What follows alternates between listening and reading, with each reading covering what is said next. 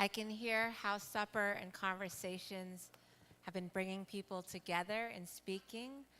If you just want to wrap up and say the last couple things, and then in 1 minute we're going to go back to the prayers and readings.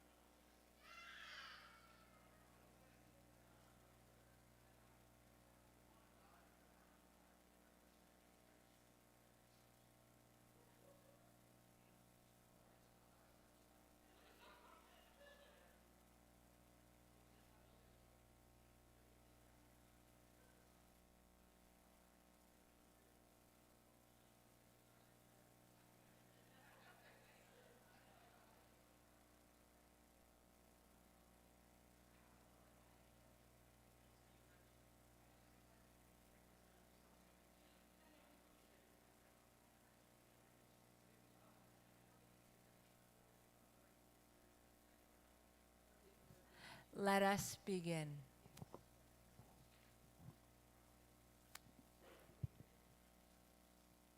Scripture, John 13. At this same meal, Jesus showed his disciples what love and true service looks like. Hear these words from John 13. Now, before the festival of the Passover, Jesus knew that his hour had come to depart from this world and go to the Father. Having loved his own who were in the world, Jesus loved them to the end. The devil had already put it into the heart of Judas, son of Simon Iscariot, to betray him. And during supper, Jesus, knowing that God had given all things into his hands and that he had come from God and was going to God, got up from the table, took off his outer robe, and tied a towel around himself. Then he poured water into a basin and began to wash the disciples' feet and to wipe them with the towel that was tied around him. He came to Simon Peter, who said to him, "Lord, are you going to wash my feet?" Jesus answered, "You do not know now what I am doing, but later you will understand." Peter said to him, "You will never wash my feet." Jesus answered, "Unless I wash you, you have no share with me." Simon Peter said to him, "Lord, not my feet only, but also my hands and my head." Jesus said to him, "One who has bathed does not need to wash except for the feet, but is entirely clean. And you are clean, though not all of you." For Jesus knew who was to betray him. For this reason he said, "Not all of you are clean." After Jesus had washed their feet, had put on his robe, and had returned to the table, he said to them, "Do you know what I have done to you? You call me teacher and Lord, and you are right, for that is what I am.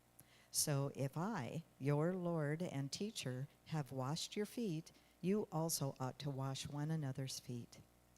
For I have set you an example, that you also should do as I have done to you. Very truly, I tell you, servants are not greater than their master, nor are messengers greater than the one who sent them. If you know these things, you are blessed if you do them. Now the Son of God has been glorified, and God has been glorified in Jesus. If God has been glorified in Jesus, God will also glorify him in themselves, and will glorify Jesus at once. Little children, I am with you only a little longer. You will look for me, and as I said to the Jews, so now I say to you, where I am going, you cannot come. I give you a new commandment, that you love one another. Just as I have loved you, you also should love one another. By this, everyone will know that you are my disciples, if you have love for one another.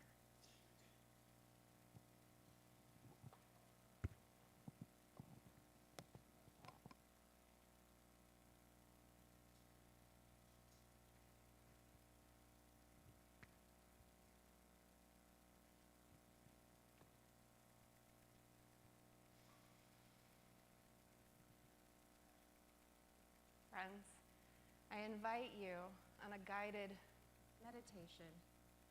I invite you, as you feel comfortable, to close your eyes for a little while and let your senses bring you into awareness of this room, the upper room, on the night in which Jesus was betrayed.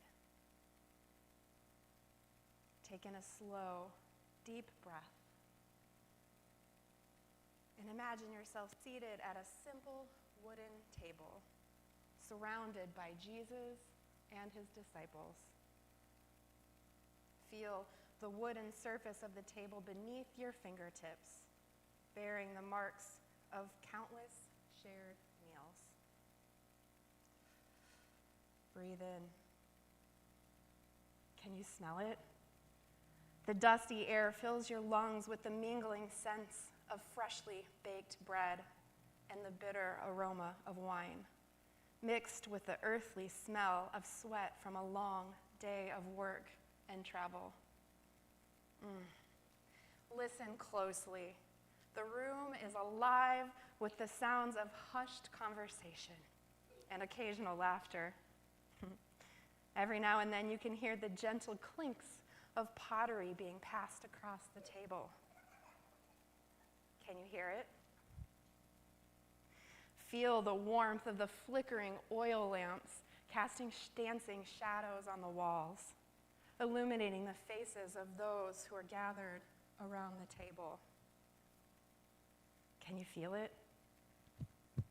The palpable emotion hanging in the air, the anticipation intermingled with uncertainty. Your body feels the warmth of the room wrapping you in a comforting embrace, inviting you to lean in closer to the unfolding moment.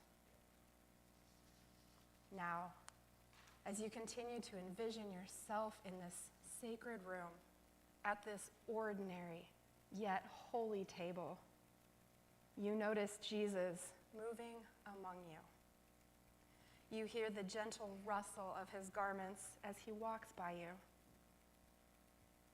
With each step, his presence commands your attention, and yet he exudes a profound sense of humility and passion and compassion. Jesus kneels before you, his hands reaching out to cradle your tired feet. Your heart starts to beat fast.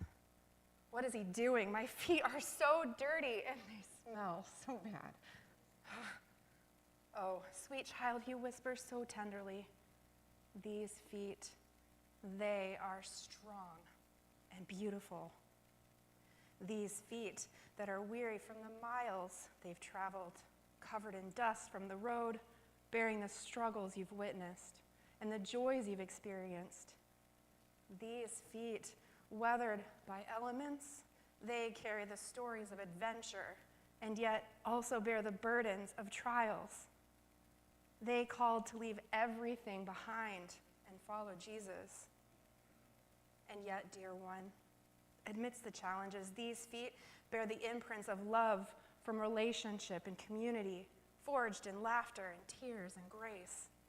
These tired, beautiful, strong feet of yours have borne witness to radical love and service.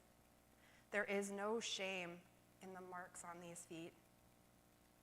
So Jesus kneels before you, his hands reaching out to cradle your tired, weary feet. And do you feel the warmth of his touch? Immediately, a sense of peace flows over you. just as Jesus' love washes away the dust and weariness of your journey. In this holy moment, allow yourself to be fully seen and known by the one who understands the depths of your experience. Allow yourself to be fully present in this moment and know that you are held in the embrace of Christ with a love that knows no bounds.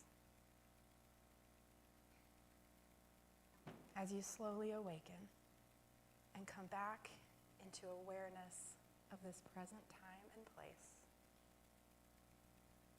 feel the presence of the Spirit moving in and among us. Feel the energy of those near you.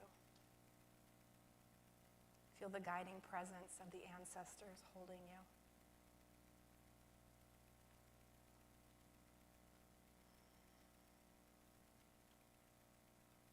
I invite us to consider how Jesus modeled true community in this not so simple act of humbling himself to wash the feet of the disciples. Despite knowing that Judas would betray him and that others would soon deny him and abandon him, Jesus humbly served them, demonstrating the full extent of his love. This radical act challenges us to embody a love that empowers us to treat even our worst enemy as our dearest friend. You see, life in community is not easy. It reveals both our virtues and our flaws. Our sense of belonging, where wounds often linger, become a place for the transformative power of the radical love of Jesus. This kind of love, exemplified by Jesus, builds us up and empowers us to love others, offer grace, have hope, and trust in the radical love and power of Christ. Now you might be wondering, that's great, Bobbi, but how do we practice this kind of radical love in our modern day lives? And I wondered what it would look like to wash the feet of others in today's world. And I actually don't think it would be much different than it was all those years long ago. It would look like community gathered around a table, being present with one another, belonging, dignity. It would say, I see you, I am with you, and I love you. It's about truly seeing others, being with them, and loving them unconditionally. Not just sometimes, but even when it's difficult. Practicing this radical love might entail listening empathetically to a friend who arrives at dinner exhausted and burdened by the challenges of the day, offering them solace and companionship without interruption or judgment. Embodying this radical love looks like cultivating brave spaces of belonging and inclusion where youth and adults are able to show up and live into who God has authentically created them to be. It might even look like packing up diapers for families who need help getting them from one paycheck to the next, or coming and filling a food hub 5 days a week, or dedicating hours to installing a bathroom door that makes life easier for someone with physical limitations. It means extending grace and forgiveness and compassion, even when it is humanly impossible. Ultimately, it is about choosing love over hate, even in the face of conflict or disagreement, and striving to reflect the boundless love of grace exemplified by Jesus. Remember that even knowing that Judas would betray him and that the others would soon deny or abandon him, Jesus still rose from the table, removed his robe, took up a basin and a towel to wash their dirty feet. Friends, we all have dirty feet. Me, you, your neighbors. There's no shame in this. Reflect on the image and the emotions and the feelings of having your foot washed by Jesus as we imagined just moments ago. Now envision the Messiah also kneeling before Judas and tenderly drying his toes with a towel, just as lovingly as he did yours. Jesus' love and grace extends to everyone. This is radical love. This is the kind of love we yearn for in this world, the kind we aspire to share with others. When Jesus gives us a new commandment to love one another just as he has loved us, he doesn't specify certain people and exclude others. He doesn't limit it to those who we find easy to love or get along with. He doesn't exclude Judas or anyone else. He doesn't even confine it to those present at the table with us. Jesus instructs us to love everyone, just as he has done. Tonight, Jesus gifted us with a beautiful example of profound, radical love. May we carry this with us, this kind of love that Jesus demonstrated, this kind of love that doesn't leave us wondering if we're worthy enough, because we are, friends. We are worthy of this kind of love that fills us up and gives us hope. This kind of love that calls us to a radical love and compassion, filled with grace for others. May each of us be inspired to embody the radical love of Jesus in our actions with everyone we encounter, even those who may betray us, hurt us, or leave us left out.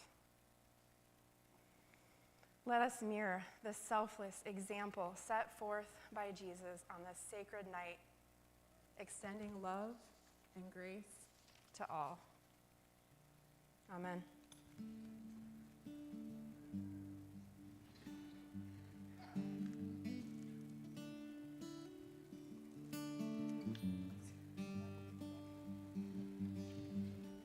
This kind of love makes me feel 10 feet tall, makes all my problems fall.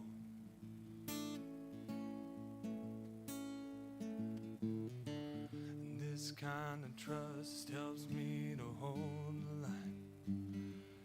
I'll be there every time.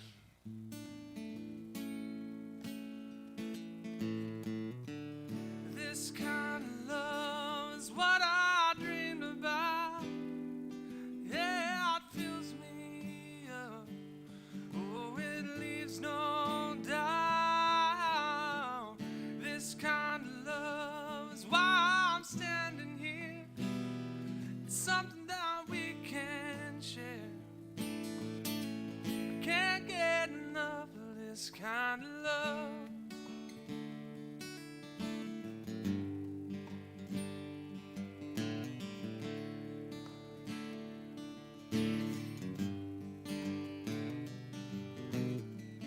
This kind of hope is what I try to find, and now I can't deny I believe. This kind of faith is so unshakable, it's unmistakable, it's bigger than me. This kind of love is what I dreamed about. Yeah, it fills me up. Oh, it leaves no doubt. This kind of love is why I'm standing here. It's something that we can share. I can't get enough of this kind of love.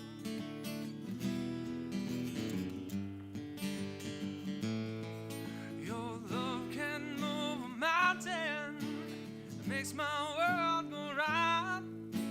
It's always there to guide me. I'm so lucky that I found this kind of love is what I dreamed about. Yeah, it fills me up. Oh,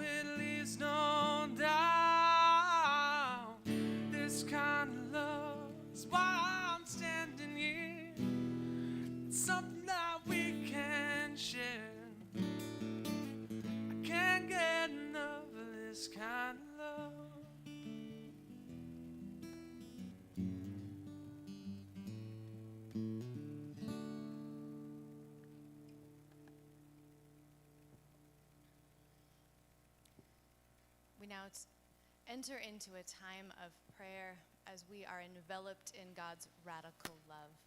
And this is a time of almost, you can think of it as a symphony of prayer, where all of us will be playing our own instrument, praying to God in our own way, and there are options for you. You can remain at the table, and you can pray and sing. You can actually move into the space in a multiple of different places.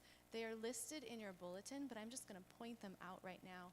We have 2 stations where you can come and you can have your feet washed, and they're both on the right and the left part here of the room.